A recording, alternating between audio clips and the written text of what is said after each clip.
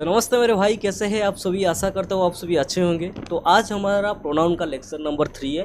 जिसने भी अभी तक हमारा प्रोनाउन का लेक्चर नंबर 1 एंड 2 नहीं दिखा है तो जल्दी से जाके देख लीजिए, और अभी तक हमारा चैनल को सब्सक्राइब नहीं किया तो जल्दी से सब्सक्राइब कर दीजिए, और हमारा क्या कर दीजिए, लाइक कर दीजिए, और आप सभी दोस्त को शेयर भी कर दीजिए। ठीक है, तो चलिए आज हमारा प्रोनाउन का सेक्शन स्टार्ट करेंगे। तो आज हम सबसे पहले क्या दिखेंगे, प्रीपोजिशन कंसेप्ट आज देखेंगे, और प्रीपोजिशन को अच्छे से समझेंगे। प्रीपोजिशन क्या होते हैं, ठीक है। तो सबसे पहले ये देखो कि प्रीपोजिशन क्या होता है। तो प्रीपोजिशन क्या होता है, एक सेंटेंस में प्रीपोजिशन के बाद क्या आता है, सबसे पहले प्रीपोजिशन, उसके बाद ऑब्जेक्ट आता है। जैसे कि आला पढ़ते थे कि सब्जेक्ट आएगा, उसके बाद वर्ब आएगा, उसके बाद क्या आएगा, ऑब्जेक्ट आएगा। वर्ब के बाद क्या आता है, ऑब्जेक्टिव का कैसे आता है। जैसे ही प्रीपोजिशन क्या होता है एक सेंटेंस में, प्रीपोजिशन के बाद ऑलवेज क्या आता है ना, ऑब्जेक्टिव केस आता है। ठीक है, तो ऑब्जेक्ट क्या होता है, मतलब इसमें ऑब्जेक्टिव केस लगेगा, ऑब्जेक्टिव केस लगेगा। ठीक है, ऑब्जेक्ट केस जगह में क्या लगेगा, ऑब्जेक्टिव केस लगेगा। इसको हम क्या बोलते हैं, प्रीपोजिशनल फ्रेज बोलते हैं। वो क्या करते हैं, वो सेंटेंस में एक्स्ट्रा मीनिंग देते हैं, जिसको हम काट के भी फेंक सकते हैं। ठीक है, तो ये क्या करता है, सेंटेंस में एक्स्ट्रा मीनिंग देते हैं, उसको क्या बोलेंगे, प्रीपोजिशनल फ्रेज। प्रीपोजिशन के बाद ऑलवेज ऑब्जेक्टिव केस आता है। जैसे कि अभी हम एग्जाम्पल से समझेंगे। तो सबसे पहले देखो एग्जाम्पल क्या है, मतलब ये जो मैंने एग्जाम्पल दी उसमें एरर है। ठीक है, तो आपको एरर फाइंड करना है, और प्रीपोजिशन को भी समझना है। ठीक है, तो सबसे पहले देखो, ही और हिम केम टू सी और हार। ठीक है, तो सबसे पहले मैंने कल क्या बोला था कि सब्जेक्टिव केस आएगा स्टार्टिंग में, सेंटेंस में स्टार्टिंग में सब्जेक्टिव केस आएगा। जैसे कि ही और हिम, तो इसमें ही आएगा या हिम आएगा। जिसने भी अभी तक हमारे लेक्चर नंबर नहीं दिखाए वो से जाके देख लीजिए, क्योंकि आपको कल मैंने पढ़ा था कि सब्जेक्टिव केस क्या होता है, ऑब्जेक्टिव केस आता है, और भार के बाद क्यों ऑब्जेक्टिव केस आता है, कल पढ़ा था। ठीक है, तो अभी अब देखो, ही और हिम केम टू सी और हार। सबसे पहले इसमें क्या आएगा ना, सब्जेक्टिव केस आएगा। तो इसमें सब्जेक्टिव केस कौन होता है ना, ही होता है हमारा सब्जेक्ट, क्या आएगा, ही आएगा। ठीक है, तो ही होता है हमारे क्या, सब्जेक्टिव केस। तो हिम तो इसमें नहीं आएगा, तो हिम इसमें गलत आ जाएगा, ही आएगा। तो ही केम टू सी और हार। इसमें टू क्या होता है, टू क्या होता है ना, होता है प्रीपोजिशन, होता है प्री। केम क्या होता है ना, हार। ठीक है, तो ही केम टू और हार। तो मैंने क्या बोला कि प्रीपोजिशन के बाद ऑब्जेक्टिव का केस आता है। ठीक है, प्रीपोजिशन के बाद क्या आता है, ऑब्जेक्टिव केस आते हैं। तो इसमें तो प्रीपोजिशन ये टू है, ये क्या था, प्रीपोजिशन। तो प्रीपोजिशन के बाद ऑब्जेक्टिव केस आएगा। जैसे कि सी होगा कि हार होगा, तो सी तो सार सब्जेक्टिव केस, तो हार हमारा ऑब्जेक्टिव केस, तो इसलिए क्या होगा ना, हार हो जाएगा। ठीक है, इसमें क्या हो जाएगा, हार, तो सी गलत हो जाएगा। तो आपका कंप्लीट सेंटेंस क्या होगा ना, ही केम टू हार। ठीक है, ही केम टू हार, जैसे क्या हो जाएगा, ही केम हार। ठीक है, ये आपका कंप्लीट सेंटेंस या कि सही सेंटेंस हो जाएगा। ठीक है, नेक्स्ट एग्जाम्पल देखो क्या है, ही विथ दे या देम इज और आर गोइंग देयर। ठीक है, इसमें क्या होगा, तो सबसे पहले तो सब्जेक्टिव केस आएगा। ठीक है, तो ही क्या है, सब्जेक्टिव केस, सब्जेक्टिव केस। उसके बाद क्या आएगा, विथ। विथ तुम्हारा क्या है, विथ तुम्हारा प्रीपोजिशन है। ठीक है, विथ क्या है, प्रीपोजिशन। विथ क्या है, प्रीपोजिशन। उसको मैं शॉर्ट फॉर्मेट में लिखता हूँ, प्रीपो। ठीक है, उसके बाद क्या आएगा, प्रीपोजिशन के बाद ऑब्जेक्टिव केस आएगा। तो ऑब्जेक्टिव केस कौन है, देम है। इसमें दे गलत है, क्योंकि दे सब्जेक्ट होता है। तो ही विच देम इज और आर क्या आएगा, देखो। तो उसके बाद देखो प्रीपोजिशन, और उसके बाद क्या आएगा, ऑब्जेक्ट आएगा। तो मैंने क्या बोला कि प्रीपोजिशन और ऑब्जेक्ट जब आएगा वो जब वर्ड में, मतलब सॉरी सेंटेंस में एक्स्ट्रा मीनिंग देंगे। तो इसमें देखो विथ और देम को काट दो। ठीक, और देम के काट दो। ठीक, तो काट दो, विथ के साथ तो देम आएगा। ठीक है, लेकिन तो उसके बाद जो ईज और आर क्या आएगा, तो ही के साथ तो आर तो नहीं आता है, तो ही के साथ क्या आता है, ही के साथ ईज आता है। ठीक है, ही के साथ क्या आता है ना, ईज आता है, आ जाएगा ही, तो आर गलत हो जाएगा। तो आपका कंप्लीट सेंटेंस क्या होगा ना, he with them is going there, going. Okay, तो विथ देम क्या हो गया, हमारा प्रीपोजिशनल फ्रेज। ठीक, क्या हो गया, प्रीपोजिशनल फ्रेज। ओके, ठीक है, तो ही विथ देम ये हो गया तुम्हारा क्या, प्रीपोजिशनल।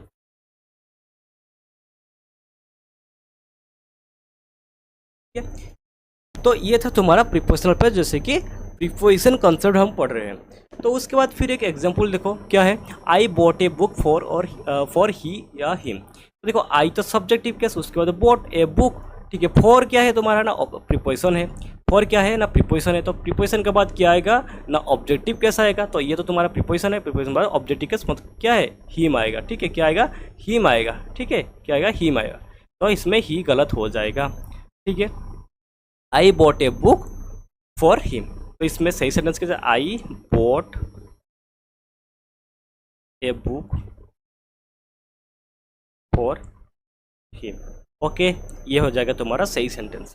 नेक्स्ट आएगा क्या ना, ही क्लीन्ड द रूम बिफोर सी और हार, ठीक है। इतना सारा एग्जाम्पल देता हूँ क्योंकि आपको समझने के लिए, ठीक है। तो सबसे पहले ये याद रखो कि प्रीपोजिशन के बाद ऑब्जेक्टिव कैसा आता है, ठीक है। जैसे कि हमारे जैसे कि फॉर होता है प्रीपोजिशन, बिफोर होता है प्रीपोजिशन, टू होता है प्रीपोजिशन, ठीक है। और क्या विथ होता है प्रीपोजिशन। उसके बाद भी उसके अलावा भी बहुत सारे प्रीपोजिशन होते हैं, जैसे कि मैं आगे बोलूँगा आपको, ठीक है।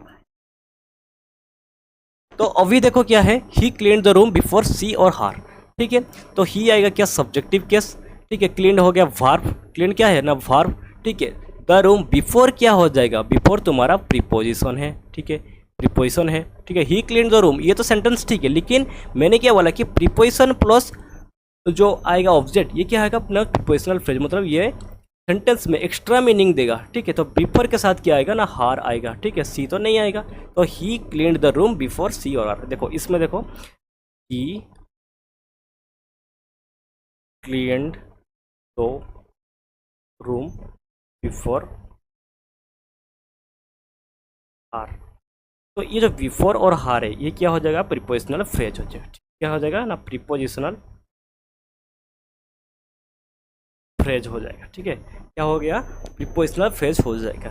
लेकिन ही क्लीन्ड द रूम, वो रूम साफ कर रहे हैं, वो तो ठीक है, लेकिन उसके बाद जो बिफोर हार हो गया वो प्रीपोजिशनल फ्रेज होगा। तो आप याद रखेंगे क्या है इसमें, इम्पोर्टेंट ये है कि देखो इसमें इम्पोर्टेंट ये है कि प्रीपोजिशन के बाद क्या आएगा ना, ऑब्जेक्टिव केस आएगा। प्रीपोजिशन के बाद ऑब्जेक्टिव केस ऑलवेज, जैसे कि भार के बाद ऑब्जेक्टिव केस आता है, ऐसे ही प्रीपोजिशन के बाद ऑब्जेक्टिव का केस आएगा।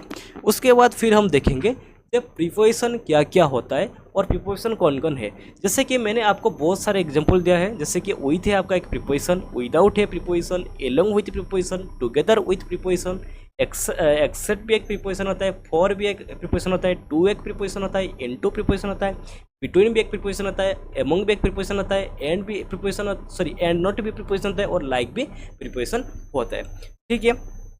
अगर आपको ये सब का पीडीएफ भी चाहिए तो आप कमेंट सेक्शन में ज़रूर बताना, मैं आपको शेयर कर दूंगा टेलीग्राम ग्रुप पे। अगर आप बोलेंगे तो मैं टेलीग्राम चैनल खोलूँगा, उसी में मैं ही उस पीडीएफ को डाल दूंगा, ठीक है। तो ये तुम्हारा क्या होगा कि प्रीपोजिशन होता है। जैसे कि मैंने बोला कि प्रीपोजिशन के बाद ऑब्जेक्ट केस आता है, जैसे कि ये सब के बाद क्या आएगा ना, ऑब्जेक्टिव केस आएगा, क्या आएगा, ऑब्जेक्टिव केस आएगा, ठीक है, ऑब्जेक्टिव केस आएगा, ठीक है। ये था तुम्हारा कॉन्सेप्ट जाके प्रीपोजिशन कॉन्सेप्ट।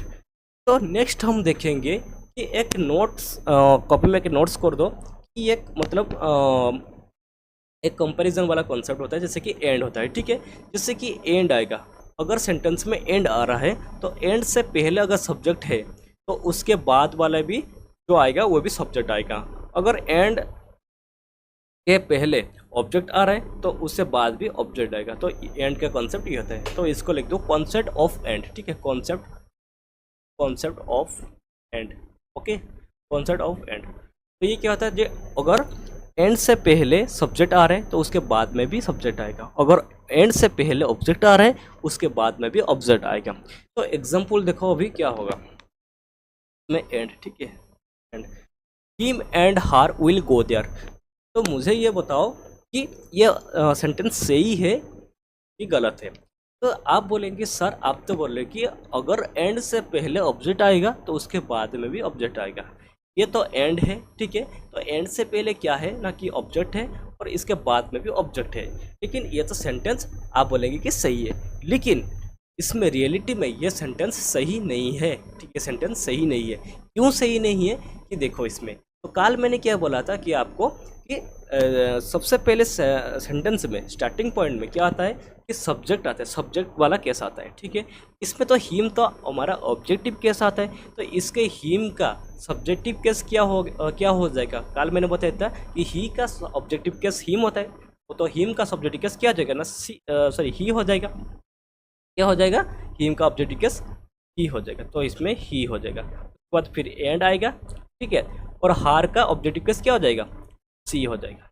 क्या हो जाएगा, सी हो जाएगा। उसके बाद फिर विल गो। तो ये सेंटेंस तुम्हारा ठीक हो गया। ओके, ऐसे ही आपको एग्जाम में एरर फाइंड करना है, ऐसे ही आपका क्वेश्चन आएगा एग्जाम में, आपको ऐसे ही एरर फाइंड करना है। लेकिन कुछ स्टूडेंट्स क्या करेंगे कि इसमें सही कर देंगे, लेकिन ये तो सही नहीं होगा, क्योंकि ये तो सेंटेंस के पहले ही क्या हो गया कि ऑब्जेक्टिव केस आ गया, लेकिन ये तो ऑब्जेक्टिव केस गलत हो गया। तो इसमें क्या होगा, he and she will go there, ये आपका सही सेंटेंस। नेक्स्ट एग्जाम्पल देखो, नेक्स्ट एग्जाम्पल में क्या होता है, I will learn this room before he and him, ठीक है। तो इसमें क्या होगा, तो पहले जो हम पढ़े क्या, प्रीपोजिशन वाला कंसेप्ट। मैंने क्या बोला कि प्रीपोजिशन के बाद क्या आता है, देखो प्रीपोजिशन के बाद क्या आता है, प्रीपोजिशन के बाद ऑब्जेक्टिव केस आता है, ठीक है। प्रीपोजिशन के बाद क्या आता है, ऑब्जेक्टिव केस आता है। तो वही कंसेप्ट इसी पे ही यूज होगा, ठीक है। ऐसे ही आपका मतलब ऐसे ही क्वेश्चन आपका एग्जाम में ही आएगा। तो आई will learn this room before he and him, ठीक है। तो आई विल लर्न दिस रूम, देखो बिफोर क्या है, प्रीपोजिशन है, ठीक है। बिफोर क्या है, प्रीपोजिशन है। तो प्रीपोजिशन के बाद मैंने क्या बोला कि ऑब्जेक्टिव वाला केस आएगा, ठीक है। लेकिन बिफोर के बाद तो ही तो सब्जेक्टिव केस है, और हिम क्या है, इसमें ऑब्जेक्टिव केस है। लेकिन के बाद तो सेम ही होना चाहिए, हाँ कि नहीं, सेम ही होना चाहिए। तो इसमें क्या हो जाएगा कि I will before this room before ही, ठीक है। ही का सब ऑब्जेक्टिव केस क्या हो जाएगा, क्योंकि प्रीपोजिशन के बाद ऑब्जेक्ट आएगा, तो ही का क्या हो जाएगा ना, हिम हो जाएगा। तो इसमें सॉरी, इसमें हार होगा, ठीक है। तो हार का ऑब्जेक्टिव और सब्जेक्टिव केस क्या हो जाएगा, सॉरी सॉरी सॉरी सॉरी, इसमें क्वेश्चन गलत है, इसमें हार होगा, ठीक है। इसमें हार हो जाएगा, क्योंकि प्रीपोजिशन के बाद ऑब्जेक्टिव केस आता है, तो ही का क्या हो जाएगा ना, हिम हो जाएगा, और आपका हार है। तो कंप्लीट सेंटेंस क्या होगा ना, आई विल, ठीक है, I will run this room before क्या, हिम एंड हार, ठीक है, हिम एंड हार। Okay, I will learn this room before him and हार, ठीक है। और इसमें थोड़ा क्या होता है कि आपका प्रीपोजिशन के बाद ऑब्जेक्टिव वाला केस आएगा, ठीक है। इसमें तो बिफोर प्रीपोजिशन है, उसके बाद ही तो नहीं आएगा, इसके बाद ही का ऑब्जेक्टिव केस क्या हो जाएगा, हिम हो जाएगा, और इसमें हार होगा। इसमें क्वेश्चन में गलत था, तो मैंने हार कन्वर्ट कर दिया, ठीक है। उसके बाद फिर देखो, let he and I play cricket. तो लेट क्या होता है, लेट एक वर्ब होता है, ठीक है। लेट क्या होता है, वर्ब होता है। तो वर्ब के बाद क्या आता है, वर्ब के बाद ऑब्जेक्टिव केस आता है, ठीक है। कल मैंने बोला था कि सब्जेक्ट प्लस वर्ब प्लस, ये वाला था कल मैंने आपको पढ़ाया था, सब्जेक्ट वर्ब ऑब्जेक्ट। तो लेट ही नहीं आएगा, लेट हिम होगा, ठीक है। लेट क्या होगा, लेट हिम, ठीक है, लेट हिम। बाद आई के बाद आई का कट के क्या लिखेंगे, आई का ऑब्जेक्टिव केस क्या था ना, मी हो जाएगा, ठीक है। Let him and me play cricket, ठीक। सेंटेंस क्या हो जाएगा, let him and me play cricket. समझ रहे हो, ठीक है। फिर से समझो, देखो फिर से समझो क्या इसमें क्या है। तो इसमें आपको क्वेश्चन क्या दे रहा है, let he and I play cricket. सबसे पहले लेट क्या होता है, लेट एक वर्ब होता है, लेट क्या होता है, एक वर्ब होता है, लेट क्या होता है, वर्ब होता है। तो वर्ब के बाद तो ऑब्जेक्टिव वाला केस आता है, लेकिन ही तो सब्जेक्टिव केस है, तो सब्जेक्टिव केस तो नहीं आएगा, तो ही का ऑब्जेक्टिव केस क्या हो जाएगा ना, ही क्या आ जाएगा, हिम। एंड आई, तो आई का तो आई तो नहीं आएगा, अगर एंड से पहले ऑब्जेक्टिव केस है तो उसके बाद में भी ऑब्जेक्टिव केस आएगा, मतलब आई का ऑब्जेक्टिव केस क्या हो जाएगा ना, मी हो जाएगा, ठीक। तो सही सेंटेंस क्या हो जाएगा, let him and me play cricket, let him and me play cricket, ठीक है। तो ये था तुम्हारा subject and subject concept and object concept. लेकिन तो यू का सब्जेक्ट जो होता है, यू का ऑब्जेक्ट भी तो वही होता है, कॉलम पर देते हैं कि यू का सब्जेक्ट यू का सब्जेक्ट जो है, यू का ऑब्जेक्ट भी वही है। जैसे कि सब्जेक्टिव केस अगर यू में यू है तो ऑब्जेक्टिव केस में यू है। तो उसमें एग्जाम्पल एक देखेंगे, तो let you and I play cricket. कुछ स्टूडेंट्स क्या करेंगे कि यू तो सब्जेक्टिव केस है, उसके बाद आई तो सब्जेक्टिव केस है, इसका क्या करते हैं, सही कर देंगे, लेकिन ये सही नहीं है, ये तो गलत है। ठीक है, ये गलत है। क्यों गलत है? क्योंकि मैंने क्या बोला कि लेट एक वर्ब होता है। लेट क्या होता है? एक वर्ब होता है। ठीक है, तो वर्ब के बाद आपका ऑब्जेक्टिव केस है क्या? तो यू का तो ऑब्जेक्टिव केस यू यू ही होता है, लेकिन उसके बाद वाला भी तो क्या आएगा? अगर इससे पहले ऑब्जेक्टिव है तो इसके बाद में भी ऑब्जेक्टिव आएगा। इसमें आई नहीं होगा तो आई का ऑब्जेक्ट क्या हो जाएगा? मी हो जाएगा। ठीक है, let you and me play cricket. तो आपका सही आंसर ये होगा कि let you and me, let you and me play cricket. अरे अरे रुको, थोड़ा प्रॉब्लम हो रहा है। Okay, let you and me play cricket. Okay, तो नेक्स्ट वाला एग्जाम्पल, तो उसमें मुझे बताओ कि इसमें सेंटेंस सही है या गलत है। इसमें तो गलत है, लेकिन इसमें दे आएगा कि देम आएगा, ये मुझे बताओ। तो सबसे पहले ये है कि सब्जेक्ट स्टार्टिंग में तो दे आएगा, तो दे होगा, लेकिन देम तो नहीं होगा। दे नो, नो क्या होता है ना, वर्ब होता है। तो वर्ब के बाद क्या आएगा ना, ऑब्जेक्टिव वाला केस आएगा। तो यू तो ऑब्जेक्टिव का केस ऑब्जेक्ट होता है, लेकिन एंड सी को अगर एंड से पहले ऑब्जेक्ट आ रहा है तो एंड से बाद में भी ऑब्जेक्ट आएगा। तो सी का तो ऑब्जेक्टिव केस क्या आएगा ना, हार आ जाएगा। ठीक है, तो इसमें क्या होगा ना, दे नो। ठीक है, दे नो यू एंड हार। Okay, they know you and हार, ये तुम्हारा सही आंसर हो जाएगा। तो ये था तुम्हारे कुछ नोट्स, मतलब कुछ जानने का चीज़। ये भी इसी कंसेप्ट से भी क्वेश्चन आ सकता है एग्जाम में। तो नेक्स्ट वाला कंसेप्ट आप अभी देखेंगे, कंपैरिजन वाला कंसेप्ट अभी हम समझेंगे। ठीक है, क्या कंपैरिजन वाला कंसेप्ट? तो कंपैरिजन कंसेप्ट क्या होता है कि, तो पहले हम क्या देखा कि एंड से साथ कैसे कंपैरिजन होता है। अभी हम देखेंगे सब्जेक्ट के साथ सब्जेक्ट कैसे कंपैरिजन हो गया, सब्जेक्ट के साथ सब्जेक्ट कंपैरिजन हो गए, ऑब्जेक्ट के साथ ऑब्जेक्ट कंपैरिजन हो गए। तो कैसे होगा ये अभी देखो। ठीक है, टू पर्सन्स या पीपुल केस में कैसे होगा। ठीक है, जैसे कि कंपैरिजन दो पर्सन के बीच में कैसे कंपैरिजन होगा, ये अभी हम देखेंगे। जैसे कि आप अभी एग्जांपल देखो, he is as rich as I. तो इसमें ही क्या है, तो ही तो सब्जेक्टिव केस है। ठीक है, इज वर्ब है, और एज क्या है, एज इसमें कौन है, एज एडवर्ब है, और रिच क्या है, एडजेक्टिव है। ठीक है, और एज क्या होता है, एज होता है कंजक्शन, कंजक्शन, कंजक्शन, और आई क्या होता है उसके बाद। ठीक है, तो इसमें क्या होगा कि ही इज एज रिच एक क्या होगा, एक ग्रुप होगा। ठीक है, इसको मैं थोड़ा इरेज कर देता हूँ क्योंकि आपको देखने के लिए अच्छा लगेगा। ठीक है, तो मैंने बोल दिया कि ही होता है सब्जेक्ट, इज होता है वर्ब, और एज होता है एडवर्ब, और इज होता है एडजेक्टिव। तो इसमें क्या होगा कि ये एक ग्रुप होगा। ठीक है, ही इज एज रिच, और एक होगा आई। ठीक है, तो इसमें देखो एज क्या आता है, एक कंजक्शन होता है, कंजक्शन हो गया हमारा, कंजक्शन। ठीक है, तो किसके साथ कंपैरिजन हो रहा है, he is as rich as I, मतलब कौन ना, ही किसके साथ कंपैरिजन हो रहा है ना, आई के साथ। मतलब ही एक भी सब्जेक्ट है और आई भी सब्जेक्ट है, सब्जेक्ट सब्जेक्ट के साथ कंपैरिजन हो रहा है। ठीक है, सब्जेक्ट सब्जेक्ट के साथ कंपैरिजन हो रहा है। और इसको भी हम ऐसे भी लिख सकते हैं, कैसे ना, he is as rich as I am. ठीक है, he is as rich I am, जैसे कि ही इज एज रिच, ठीक है, एक गया, और एच आई एम एक भी गया, क्योंकि सब्जेक्ट के बाद वर्ब आना जरूरी है।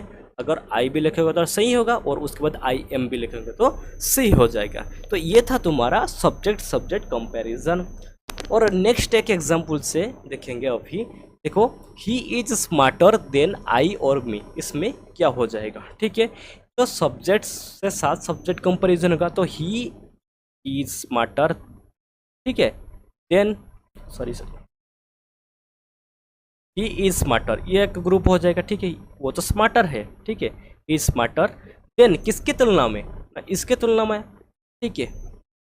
ही स्मार्टर देन मतलब सब्जेक्ट के साथ सब्जेक्ट कंपैरिजन हो गया, तो इसमें मी नहीं होगा, तो क्या होगा ना, he is smarter than I. और उसको हम क्या लिख सकते हैं, he is smarter than I am, उसको भी हम ऐसे ही लिख सकते हैं। ठीक है, ये था तुम्हारा कंपैरिजन कंसेप्ट। लेकिन ये थोड़ा मोस्ट इम्पोर्टेंट, ठीक है, ये एग्जाम्पल आपका मोस्ट इम्पोर्टेंट क्या है इसमें, देखो, he likes ice cream more than I do, इसमें डू क्यों लगा और ये सही है या गलत है। ठीक है, तो ये सेंटेंस सही है, क्यों सही है अभी हम देखेंगे। ठीक है, तो कुछ स्टूडेंट्स बोलेंगे कि he likes ice cream more than I likes ice cream होगा, क्या हो जाएगा, आई लाइक्स आइसक्रीम, लेकिन इसमें आई डू क्यों हुआ। ठीक है, तो देखो, ही लाइक्स आइसक्रीम, तो आई डू के जो डू जो है, ठीक है, देखो इसमें एक लिखता हूँ, he likes ice cream more than I likes ice cream, ठीक है, he likes ice cream more than I likes ice cream. ठीक है, तो he likes ice cream, I likes ice cream, तो इसमें क्या हो गया, किस रिपीट हो गया, भार्ब क्या हो गया, रिपीट हो गया। अगर दोनों भार्ब रिपीट हो रहा है तो इसके स्थान में क्या होगा कि आपका डू यूज होगा। ठीक है, तो सेंटेंस में भार्ब्स का रिपीट नहीं होना चाहिए। ठीक है, रिपीट नहीं होना चाहिए, भार्ब्स में, सॉरी, सेंटेंस में भार्ब रिपीट नहीं होना चाहिए। देखो, he likes ice cream more than I likes ice cream होना चाहिए, लेकिन आई लाइक्स, ही लाइक्स, तो लाइक्स आ गया, तो इसमें लाइक्स का कट करके क्या हो जाएगा, लाइक्स आइसक्रीम का कट करके क्या आ जाएगा ना, आई डू आ जाएगा, क्या आ जाएगा ना, आई डू आ जाएगा। ठीक है, तो he likes ice cream more than I do. ठीक है, मोर देन आई डू, समझ गए कि he likes ice cream more than I do. अगर सेंटेंस में भार्ब्स रिपीट हो रहा है तो उसको रिपीट बंद करने के लिए डू वर्ब यूज होता है। ठीक है, आई डू होगा। तो ये था तुम्हारा कंपैरिजन वाला कंसेप्ट। तो प्रीपोजिशन कंसेप्ट हम पढ़ रहे हैं, उसके बाद थोड़ा हम सब्जेक्ट कंपैरिजन देखें और एंड के साथ कैसे कंपैरिजन वो भी हम देख रहे हैं। तो अभी हम देखेंगे, तो पर्सनल प्रोनाउन हम देख रहे थे, तो अभी हम देखेंगे क्या, possessive pronoun and possessive determiner. ठीक है, पॉजेसिव प्रोनाउन और पॉजेसिव डिटरमिनर। तो डिटरमिनर क्या होता है, तो मैंने बोला था कि आपको कि नाउन से पहले जो मतलब जो डायरेक्ट आता है उसको हम क्या बोलते हैं, डिटरमिनर ही बोलते हैं। जो अभी डिटरमिनर नहीं पता है वो फर्स्ट लेक्चर में मैंने बताया कि डिटरमिनर क्या होता है। तो देखो, तो पॉजेसिव डिटरमिनर्स ये सब होता है माई, आवर, योर, हीज, हार, देयर। तो कल मैंने बताया था कि पॉजेसिव केस में दो केसेस होते हैं, जैसे कि माई का माइन, आवर का आवर्स, ये मैंने बताया था कि मैं आपको अच्छे से समझाऊंगा। ठीक है, और पॉजेसिव प्रोनाउन क्या होता है, माइन होता है, आवर होता है, यर्स होता है, हीज होता है, हार्स होता है, देयर। मतलब माई का माइन और आवर का आवर्स, योर का योर्स, हीज का हीज और हार का हार्स और देयर का देयर्स। ठीक है, अभी हम एग्जाम्पल देखेंगे। This house is bigger then your house. ठीक है जी, ठीक है, this house is bigger then your house. लेकिन तो इसमें तो हाउस और हाउस रिपीट हो गया, तो इसमें यू का ऑब्जेक्टिव, सॉरी योर का पॉजेसिव केस लगेगा। ठीक है, this house is bigger then your house, this house bigger than your house. लेकिन इसमें तो योर हाउस लिखना गलत है क्योंकि वो तो रिपीट हो गया। तो इसी को रिपीटेशन को रोकने के लिए हम पॉजेसिव प्रोनाउन का यूज करेंगे। जैसे कि क्या हो जाएगा ना, योर हाउस को हम काट के क्या लिखेंगे, उसको योर्स लिखेंगे, क्योंकि योर्स लिखेंगे तो योर्स का मतलब क्या होता है ना, योर हाउस। योर्स का मतलब क्या होता है ना, योर हाउस। ओके, तो योर का पॉजेसिव प्रोनाउन क्या होता है, योर्स। जैसे कि this house is bigger then your house, तो हाउस तो रिपीट है, तो उसको रोकने के लिए हम क्या इसको यूज करेंगे, योर्स यूज करेंगे। ऐसे ही this house is bigger than her होगा कि हार्स होगा।